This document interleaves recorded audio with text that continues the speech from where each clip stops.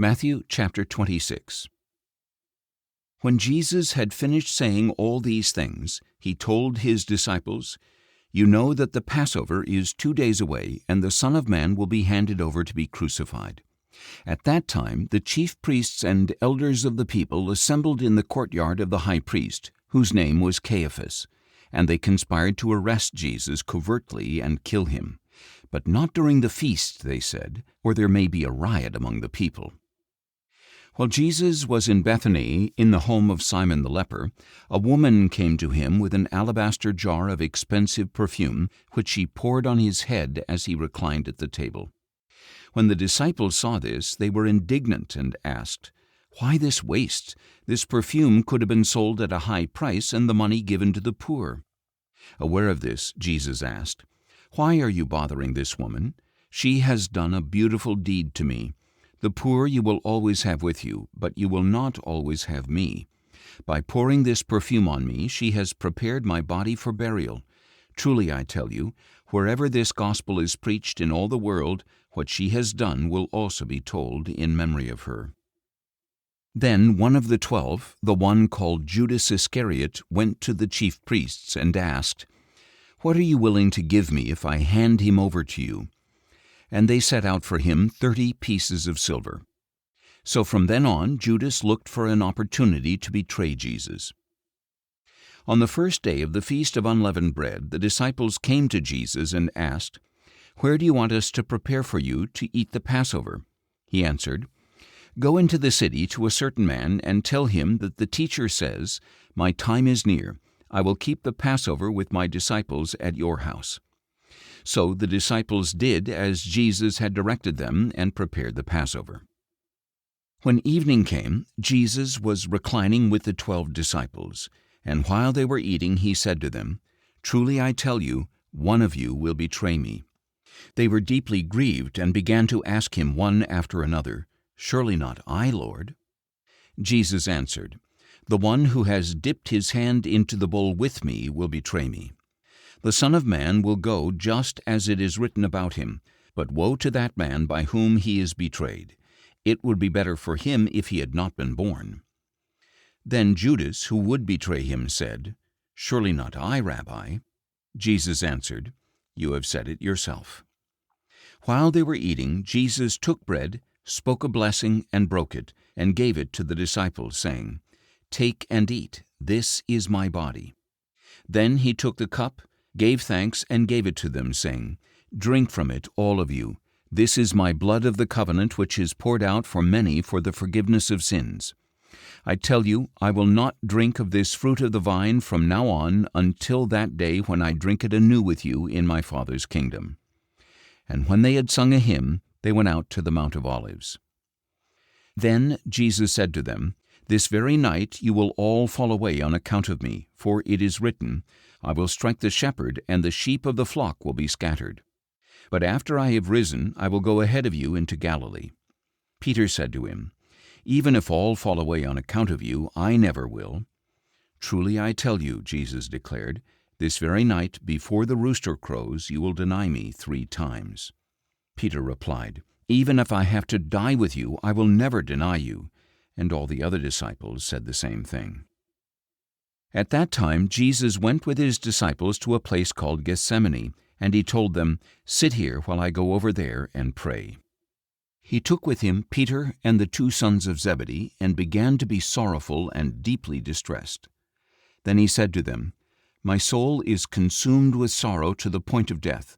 Stay here and keep watch with me." Going a little farther, he fell face down and prayed, "My Father, if it is possible, let this cup pass from me, yet not as I will, but as you will." Then Jesus returned to the disciples and found them sleeping. "Were you not able to keep watch with me for 1 hour?" he asked Peter. "Watch and pray so that you will not enter into temptation, for the spirit is willing, but the body is weak."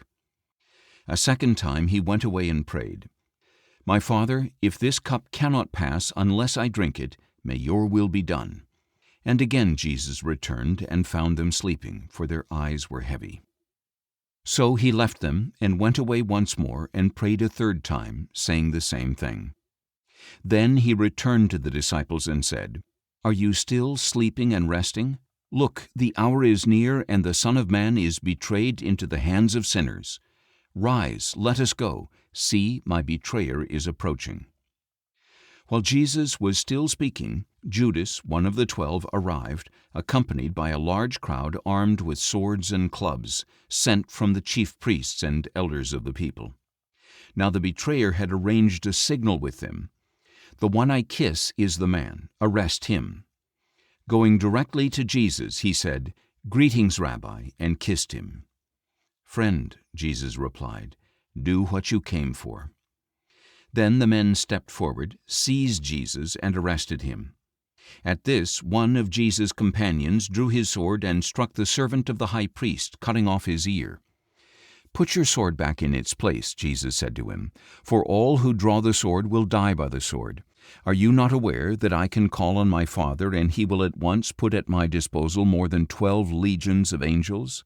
But how then would the Scriptures be fulfilled that say it must happen this way?" At that time, Jesus said to the crowd, "Have you come out with swords and clubs to arrest me as you would an outlaw?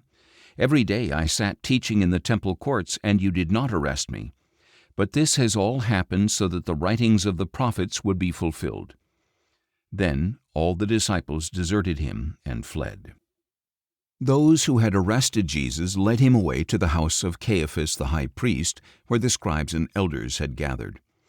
But Peter followed him at a distance, right up to the courtyard of the high priest, and he went in and sat down with the guards to see the outcome. Now the chief priests and the whole Sanhedrin were seeking false testimony against Jesus in order to put him to death. But they did not find any, though many false witnesses came forward. Finally, 2 came forward and declared, "This man said, 'I am able to destroy the temple of God and rebuild it in 3 days.'" So the high priest stood up and asked him, "Have you no answer? What are these men testifying against you?" But Jesus remained silent.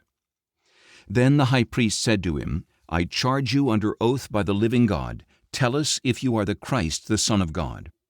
"You have said it yourself," Jesus answered.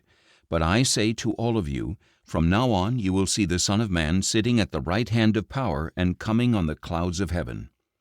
At this the high priest tore his clothes and declared, "He has blasphemed. Why do we need any more witnesses? Look, now you have heard the blasphemy. What do you think?" "He deserves to die," they answered. Then they spit in his face and struck him. Others slapped him and said, "Prophesy to us, Christ. Who hit you?" Meanwhile, Peter was sitting out in the courtyard, and a servant girl came up to him. "You also were with Jesus the Galilean," she said. But he denied it before them all. "I do not know what you are talking about." When Peter had gone out to the gateway, another servant girl saw him and said to the people there, "This man was with Jesus of Nazareth." And again he denied it with an oath, "I do not know the man." After a little while, those standing nearby came up to Peter. "Surely you are one of them," they said, "for your accent gives you away." At that he began to curse and swear to them, "I do not know the man." And immediately a rooster crowed. Then Peter remembered the word that Jesus had spoken, "Before the rooster crows, you will deny me 3 times." And he went outside and wept bitterly.